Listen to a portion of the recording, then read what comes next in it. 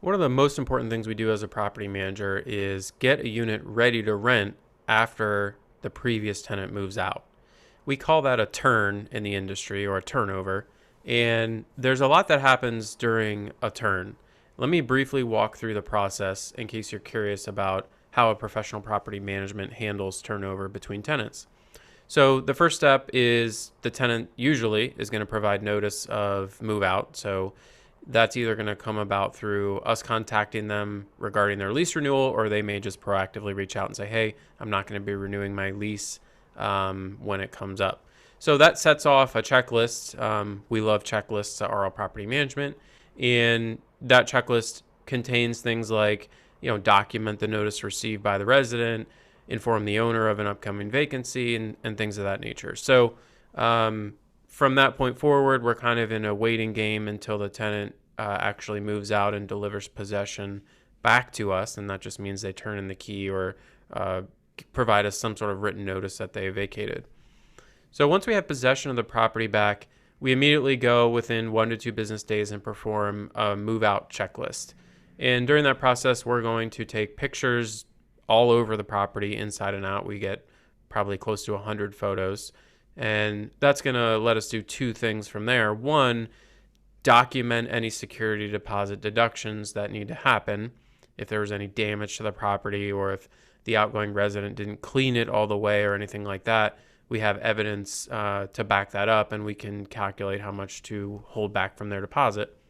And then it also allows us to prepare a scope and estimate for the property owner, which is just a list of, hey, here's what we think we need to do to get this property ready to rent.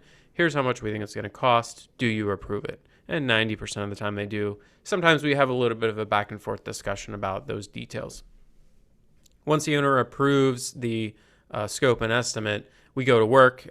We perform all the normal turnover activities, such as a rekey, cleaning, punch out, sometimes paint, sometimes flooring, essentially whatever we think needs to be economically completed in order to maximize the rent we're going to achieve for the owner, while not over improving or overspending on that turnover.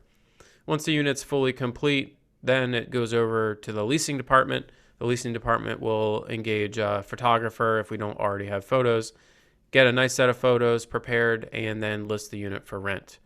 Once the unit is listed for rent, that has a pretty standardized process of scheduling showings with residents, touring the unit, whether they do a self-showing or a leasing or with a leasing agent.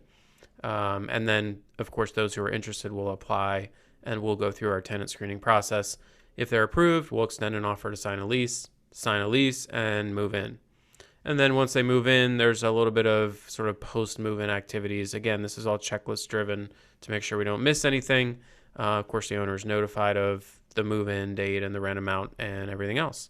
So it kind of sounds fairly simple when I just say it out loud in 2 minutes, but when you're operating at scale, we manage around 600 units, so we're dealing with 10 to 20 to 30 turnovers at any given moment that are sort of in process. So we've developed a pretty good system for handling that and delivering a high quality living experience for the resident and a high quality return on investment for the property owner.